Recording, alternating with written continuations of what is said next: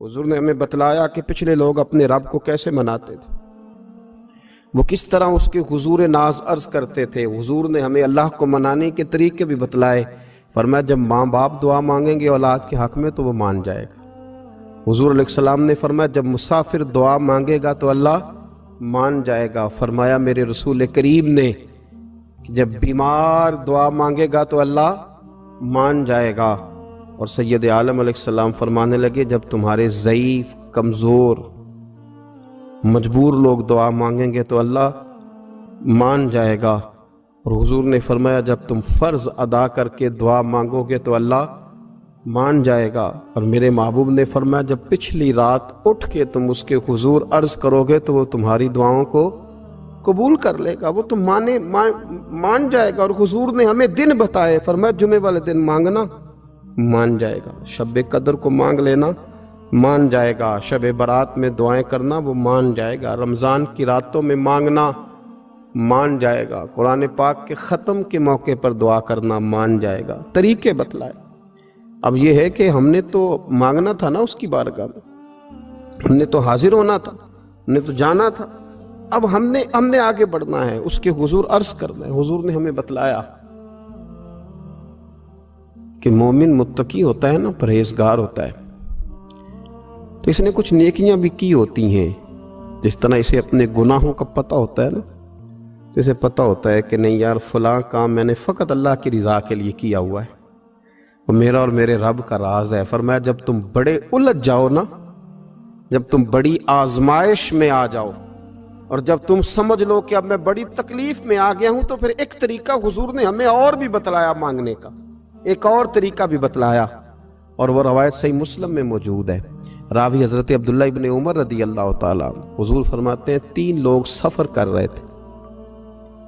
ये आप अंदाजा फरमाइए सही मुस्लिम की हदीस है। और जरा हुजूर के समझाने का एक ये रंग भी है अल्लाह को मनाने का, एक ये अंदाज भी है उसकी बारगाह में गुजारिशात पेश करने का, ये भी एक तरीका हुजूर ने हमें बतलाया। अगरचे अपनी नेकियों को छुपाना चाहिए, नेकियां जो छुपी हुई होती हैं वो कीमती होती हैं, वो कीमती चीजें होती हैं जो लोगों ने छुपा करके रखी होती हैं। हजरत अब्दुल्ला इब्न उमर फरमाने लगे कि नबी पाक सल्लल्लाहु अलैहि वसल्लम फरमाते हैं 3 लोग सफर कर रहे थे, रास्ते में तूफान आ गया, तेज बारिश शुरू हो गई, तो हुजूर फरमाते हैं वो तीनों बारिश से बचने के लिए एक गार में छुप गए। उनको पता है पुराने ज़माने के अंदर गारें होती थीं और लोग जब सफ़र करते थे लंबे तो पत्थरों और पहाड़ों के बीच में से सफ़र करते थे। वो गार के अंदर चले गए। अब चूंकि तूफान बहुत ज़्यादा था, जब वो गार के अंदर चले गए तो अल्लाह के प्यारे हबीब सल्लल्लाहु अलैहि वसल्लम फरमाते हैं पत्थर ऊपर से लुढ़कता हुआ आया और गार के मुंह के आगे आके उसने गार को बंद कर दिया। अब इतना तेज और इस मजबूती के साथ वो पत्थर लगा और इतना सही फिट हुआ कि अंदर रोशनी आनी भी खत्म हो गई।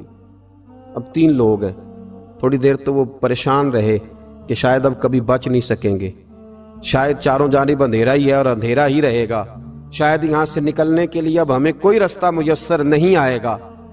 वो पहले तो परेशान हुए, फिर कहने लगे यार इस तरह करो, जरा गौर कीजिएगा मेरी बात पे। फरमाया इस तरह करो, अगर कोई जिंदगी में नेकी की है ना तो जरा उस नेकी को याद तो करो और याद करके उस मालिक के हुजूर अर्ज तो करो, वो करीम है, कोई आखो शायद मन जावे ते गल कम ततड़ी दा बन जावे, अर्ज तो करो उनमें से। ये आप अंदाजा फरमाइए, ये बात बयान कौन कर रहा है? ये मदीने वाले रसूल बयान कर रहे हैं, ये नबी पाक अलैहिस्सलाम ने बयान फरमाया। ये वो कहानी है जो हमें हमारे नबी पाक ने सुनाई, रसूल करीम अलैहिस्सलाम ने हमें बतलाई, ये दास्तान मोहब्बत। हुजूर फरमाने लगे एक ने उनमें से हाथ उठाए और उसने अंदाज क्या छेड़ा, अर्ज करने लगा अल्लाह तो जानता है ना मैंने बकरियां रखी हैं, मैं गरीब हूं, मजदूर हूं, और मालिक तू ये भी जानता है कि मेरे बच्चे भी हैं, बीवी भी है, पर मैं जब भी घर लौटा हूं तो दूध मैंने बच्चों और बीवी को पहले नहीं दिया, बूढ़े माँ बाप को पहले दिया।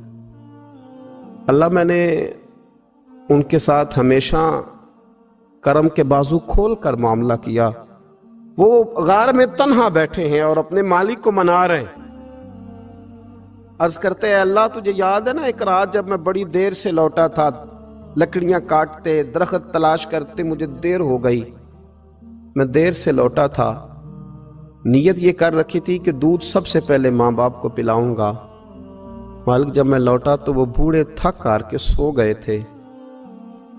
میری بیوی نے مجھے کہا کہ بچوں کو پلا دو، وہ سو گئے، تو میں نے کہا نہیں، میرے ذمے ہے ان بوڑھوں کے دل کو ٹھنڈا کرنا، ان سے پیار کرنا۔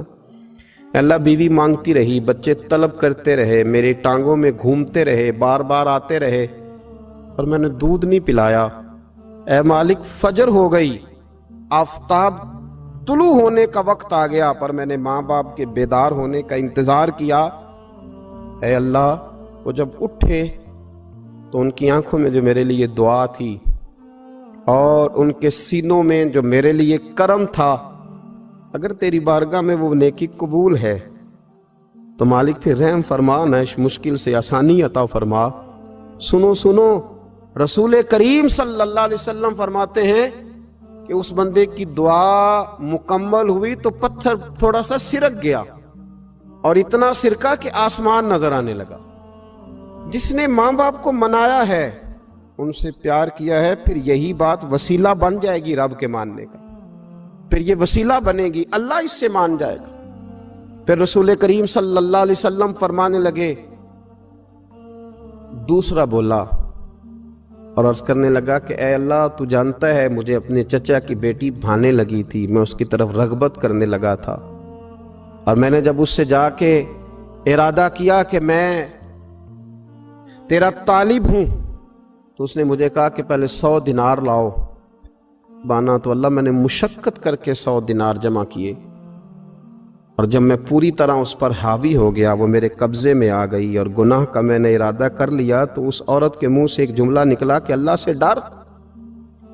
اے مالک وہ میرے قبضے میں تھی، اے اللہ میں گناہ پر قادر تھا، میں چاہتا تو گناہ کر لیتا، لیکن جب اس نے تیرا نام لے کے کہا نا کہ اللہ سے ڈر، اللہ میں ڈر گیا، میں اسے چھوڑ کے آ گیا۔ اگر تجھے یہ بات پسند ہے تو پھر نکال دینا اس مشکل سے، پھر کر دینا کرم۔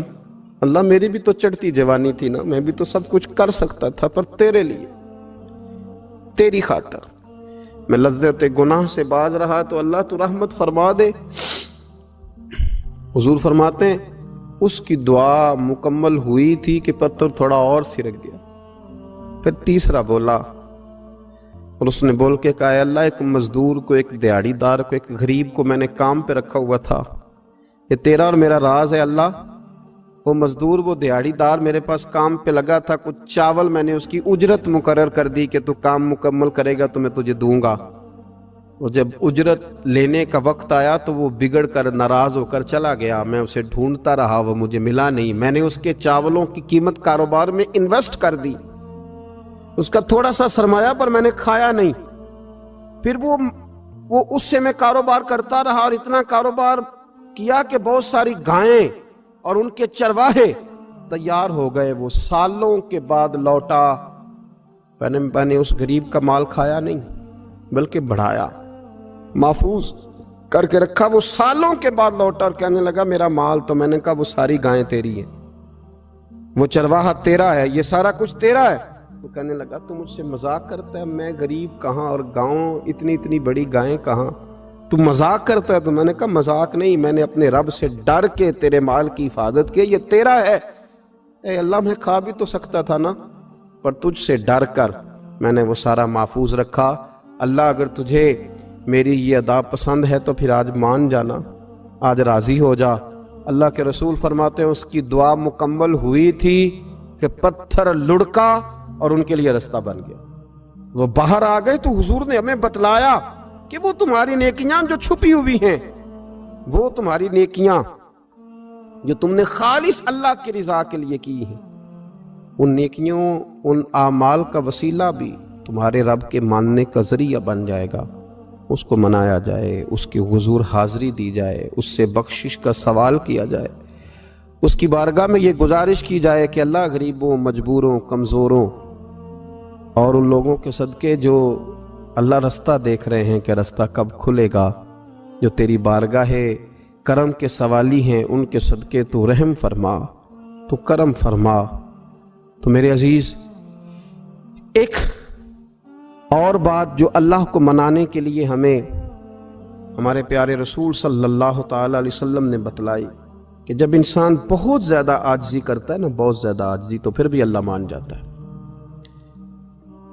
جب وہ اس کے حضور بہت عجز کا اظہار کرتا ہے، بہت زیادہ عجز کا اظہار کرتا ہے، وہ ڈر جاتا ہے اس سے۔ وَلِمَنْ خَافَ مَقَامَ رَبِّهِ جَنَّتَانِ، فرمایا جو میرے سامنے کھڑے ہونے سے ڈرے گا میں اسے 2 جنتیں عطا کروں گا۔ حضرت بابا فرید الدین مسعود گنج شکر بابا صاحب رحمۃ اللہ علیہ فرماتے ہیں کہ ایک نیک نوجوان تھا، دن کو روزہ رکھتا، رات کو نماز پڑھتا، پر اللہ سے ڈرتا پھر بھی بہت ہی زیادہ تھا، بڑا ہی ڈرتا تھا۔ موت کا وقت آیا تو ماں ہی تھی بس اس کی، تو ماں سے کہنے لگا اماں تو میری ماں ہے، میرے ساتھ 3 وعدے تو کر۔ اس نے کہا پتر تو بتا، آخری ہج کی لے رہا ہے اور اس غریبنی ماں سے تو وعدہ لے رہا ہے، بتا کیا وعدہ ہے؟ تو عرض کرنے لگا اماں جب میں مر جاؤں نا تو میرے گلے میں رسی ڈال کے تو مجھے گھمانا گھر کے صحن میں، اور لوگوں کو کہنا جو رب کی نافرمانی کرے اس کا یہی حال ہوتا ہے۔ یہ اعلان کرنا جو اللہ کے نافرمان ہوں ان کا یہی اشر کیا جانا چاہیے۔ اور اماں پھر دوسرا وعدہ کر، میرا رات کو جنازہ اٹھایا جائے، میں نہیں چاہتا کہ کسی کے منہ سے یہ لفظ نکل جائیں کہ وہ دیکھو اللہ کا نافرمان جا رہا ہے، رات کو میرا جنازہ اٹھانا۔ اور اماں تیسرا میرے ساتھ وعدہ کر کہ لوگ مجھے دفن کر کے آ جائیں گے تو میری قبر پہ چلی جائے گی، عمل میرے پاس کوئی نہیں، پر مجھے لگتا ہے ماں کے قدموں کی برکت سے عرش کا مالک بھی رحم فرمائے گا۔ اماں تو وعدہ کر کہ میرے ساتھ وعدہ کر۔ بابا صاحب رحمۃ اللہ علیہ فرمانے لگے کہ ماں، بوڑھی ماں نے وعدہ کر لیا، کہا بیٹے ٹھیک ہے، اگر تیری یہی ضد ہے تو میں تیار ہوں۔ پھر اس نے کلمہ شہادت پڑھا، اس نوجوان کی روح پرواز کر گئی۔ بوڑھی ماں نے رسی منگائی تو وَلِمَنْ خَافَ مَقَامَ رَبِّهِ جَنَّتَانِ، جو ڈر جائے، اس نے تو کہا تھا نا کہ رسی ڈال کے گھمانا اور کہنا یہ اللہ کا نافرمان ہے، اس کا یہی اشر ہونا چاہیے تھا۔ لیکن جب ماں گلے میں رسی ڈالنے لگی تو گھر کے ہر کونے سے آواز آنے لگی، خبردار یہ رب کا دوست ہے، اللہ کے دوستوں کے ساتھ اس طرح کا معاملہ نہ کیا جائے، اسے چھوڑ دیا جائے۔ اور کہا تمہیں کچھ بھی اور کرنے کی ضرورت نہیں ہے، یہ تو رب کا دوست ہے اور رب کی بارگاہ میں حاضر ہو گیا۔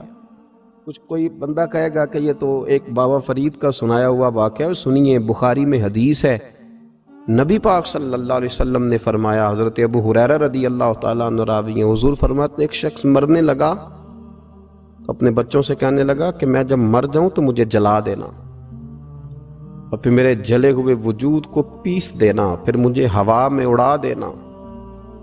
پتر مجھے اڑا دینا، مجھے بڑا ڈر لگتا ہے، اگر رب نے مجھ سے حساب پوچھا تو میں قابل نہیں ہوں، اڑا دینا مجھے ہواؤں میں۔ اگر اس نے مجھ سے عذاب لیا تو حساب لیا تو بڑا سخت حساب لے گا۔ حضور فرماتے ہیں، بخاری میں موجود ہے، اس کے بچوں نے اسی طرح کیا، اس کے مرنے کے بعد اسے جلایا، ہوا میں اڑا دیا۔ اللہ کے محبوب فرماتے ہیں رب کریم نے حکم دیا زمین کو کہ اس کے ذرات کو جمع کرو، زمین نے ذرے جمع کیے، خدا نے حکم دیا تو اس کا وجود پھر سے اسی شکل میں آیا۔ تو رب کریم نے فرمایا یہ جو تو نے وصیت کی تو کیوں کی؟ اللہ جانتا ہے کہ نہیں جانتا؟ یہ کی تو کیوں کی؟ تو رو پڑا، کہنے لگا اللہ میرے اندر تو طاقت نہیں تھی تیرے سامنے کھڑا ہو کے حساب دے سکوں، تجھے منانے کے لیے تیرے خوف سے ڈر گیا، میں ڈر گیا۔ اگرچہ ہمارے بزرگوں نے لکھا ہے کہ آج یہ وصیت کرنا، اس رنگ میں یہ طرز اختیار کرنا درست نہیں، لیکن آپ غور فرمائیے کہ نبی پاک علیہ السلام فرماتے ہیں جب اس نے کہا نا اللہ تجھ سے ڈر کے یہ کیا، تو رب کریم نے فرمایا جا پھر میں نے تیری مغفرت کر دی، کیونکہ اللہ کو پتا تھا یہ دل سے بات کر رہا ہے۔ ایک چوتھی بات میرے رسول پاک علیہ السلام نے فرمایا کہ جب رب نہ مانے تو پھر وہ کمزوروں کے صدقے مان جاتا ہے۔ پھر وہ ضعیفوں کے صدقے مان جاتا ہے۔ فرمایا اللہ تم سے بارشیں روکنا چاہتا ہے، پر تمہارے ضعیفوں، کمزوروں، غریبوں کے صدقے، مجبوروں کے صدقے وہ تم پر بارشیں برساتا ہے۔ حضور فرماتے ہیں رباش غازہ اغبر لو اقسم علی اللہ لا برا۔ کچھ ایسے لوگ ہوتے ہیں کہ ان کے بالوں میں خاک پڑی ہوتی ہے، چہروں پہ مٹی الجھے ہوئے ہوتے ہیں، لیکن اگر وہ اللہ پہ قسم کھا لیں تو اللہ ان کی قسم بھی پوری کر دیتا ہے۔